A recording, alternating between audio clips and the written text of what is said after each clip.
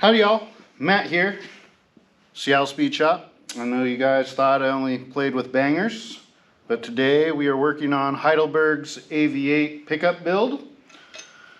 And we are starting to take this, well, it's an 8RT, 8BA style engine, and we are going to convert this to 59AB. And we're going to check out and make sure that it is not a pig in a poke. So this is a rebuilt engine that he bought off his brother actually, and his brother had got it for another project. Anyways, it's been passed down through several hands from the previous owner that had it rebuilt. So we don't really know what's going on inside here. So we're gonna check it out. So got the head bolts out, and this one is ready to come off. And it looks very nice inside.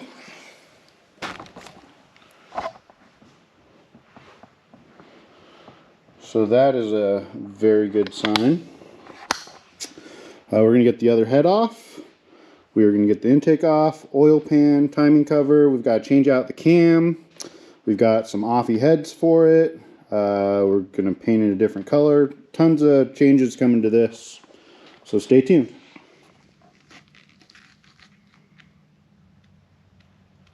Oh, I'd say that's rebuilt. Looks like it's 60 over. It has adjustable lifters in it. I don't see, we still gotta clean the deck surface, but there's no cracks like from the valve seat or anything that I'm seeing that concern me. You know, I know a lot of people want a crack-free flathead block, and I agree that that would be ideal, but that is not always the case. And a lot of cracks in flatheads aren't fatal. So we're going to clean up all the gasket material so we can have a real close look at things. Here, I'll show you. You can see adjustable lifters. So we're going to continue to get this torn down, get the timing cover, oil pan off it, clean the gasket surfaces. We have to get the valves out so that we can do a cam change because we're switching to the 59AB timing cover and distributor. There's a little snout on the 8BA style engines that engages with the distributor. So we've got to change that out. We're basically making these changes just because we want this to fit in a 29 pickup without modding the firewall too hard. So hopefully we can do that. So we're going to keep scraping gaskets, and I'll bring you back when we've got the oil pan off and a little further along. I'm sure you don't need to watch us scrape gaskets, but you know, if you like, I've got a video of watching paint dry, so you know, enjoy that. So we do have the four, what I refer to as factory cracks between the center stud and the water port in the deck. That's totally fine, very common, not a problem on these. That's why I call them factory cracks, because pretty much all of them have it, and it doesn't really matter. So let's get this pan off.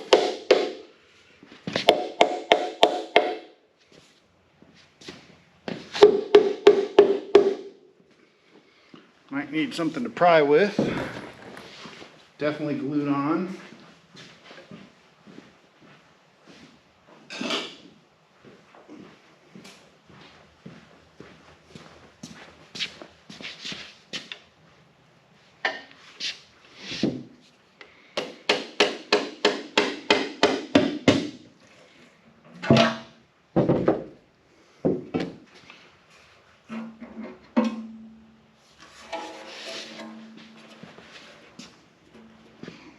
A little bit of garbage down there.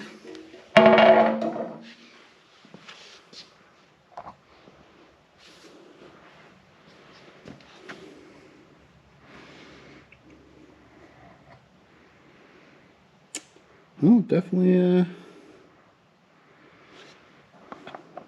it's missing one of the locks on the rod bolt. That's cute. Wonder if that's down in the engine somewhere. Well, definitely going to have to be on the lookout for that.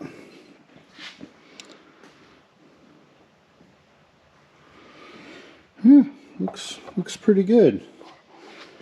And I think our next step is I'll really want to check the clearances on the rods and the mains. Check all that. Once we check the clearances, then I'm going to bust the whole thing apart. I want to wash the block in lacquer thinner with the rotating assembly out. We'll wash the rotating assembly. I just want to make sure everything's nice and clean. It's been sitting for, you know, at least 10 years that I know of. Probably more like 15 or 20. And considering it actually looks really good. So let me get out some tools and some plastic gauge and we'll go from there. Alright, so getting things apart. Oil pan off, obviously. I went ahead and pulled this rod cap. It looks pretty good. Obviously never run. There's some discoloration, which I think is from the assembly loop. And there's dried assembly lube here.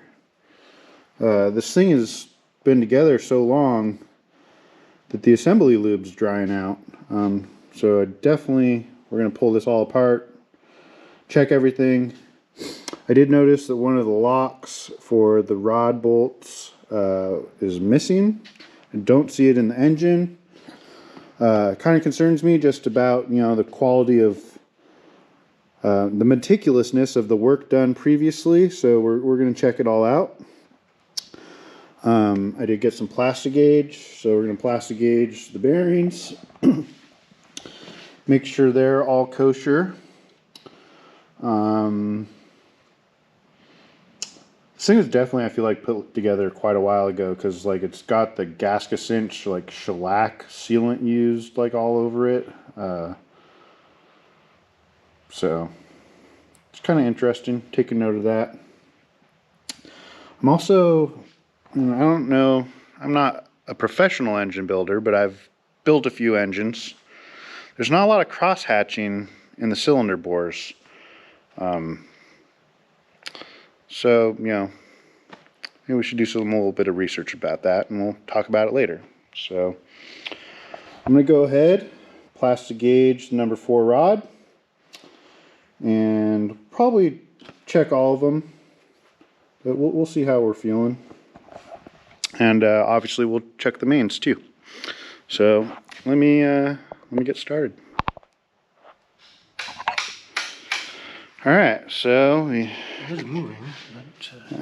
got our first piston out, and everything's looking good. Plastic gauge checked out right on the money. If you don't know what plastic gauge is, it is this little like clay material that you stick between the bearing surfaces and torque it down, and then it squishes the plastic gauge to the correct like width, and then you can use this little chart that they have there to measure what your clearances are. So I've checked 2 of them so far, both checked out fine. So we're just gonna keep disassembling this thing. Definitely glad we're doing this. Just looking at all the kind of gooeyed up assembly stuff, which may have been fine. But for me, you know, it's a Flathead. They're not making these anymore. We got to make sure it's healthy. So that's what we're doing. About to get this one out. What's this one? This is 6 or something. So we'll get 6 out and keep on keeping on. Alright, so got all the pistons and rods out and the engine pretty much assembled. Still got to pull the crank. I want to make a little cradle for it before I just pull it out so it has something nice to rest on. And I still need to pull the valve train. I'm about done for the day, so I'm gonna probably do that tomorrow. But thought I'd show you why you should never trust a rebuilt engine that you just found or got, you know, wherever you got it. So first, on the timing cover, there's some JB Weld repairs. One holding in the timing pin, and then you can see this little bit of damage right there that obviously broke through, that they JB Weld the back of. Not a huge issue, but you know, still something to find. You know, considering that those are very cheap, why wouldn't you know, you can buy one of these in perfect shape for what it costs for a pack of JB Weld. So why wouldn't you just get a new one, you know? So next is the oil pump, and I don't know if you're going to be able to see it. This thing's been sitting around so long that the shaft's just starting to rust. And that may not be a huge deal, but I think that's definitely something you don't want in your freshly, you know, fired up engine, is rust particles. So probably have to clean that and rebuild it, put it back together. And then the other thing I found is these non-factory, I mean, these might just be like bolt bin nuts. The original nuts are castellated, and then use these tiny little jam nuts. And these ones just had these regular old guys. Someone was even so nice as to spray paint them black. So that is not up to my standards, and I know that's probably surprising to hear because I look like I have 0 standards. And if you knew me in real life, I'm very kind of loosey-goosey, go with the flow, except when it comes to engines and things with, you know, fine machining. I like that stuff to be perfect. So here you can see kind of our blown apart mess of stuff. If you're like me, you took apart your remote control cars and whatever else you played with as a kid, and this is probably about what your bedroom floor looked like, just with smaller pieces. So we got a lot to do to this thing too. We're just getting it apart and kind of doing our initial inspection, so stay tuned and we'll show you how to make this thing into a hot rod motor. All right, so this is actually one of the videos that we lost some footage on. The only thing that you're missing is us pulling the valves out and the cam out, which is not that interesting. There's plenty of videos showing how to take apart the valve train on one of these.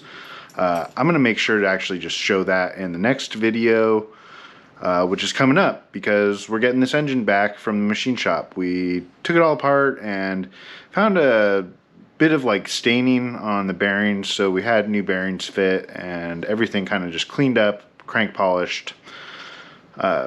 Nothing major, but just a little bit more work done to it, and we just got it back. It's in the shop, it's on the engine stand, and I'm going to start assembling it tomorrow while you're watching this this video. So I think that'll be the interesting part. We're going to basically cover everything, converting this engine from the 8BA into a 59AB style, which is the earlier center water outlets versus the ones that are at the front of the motor.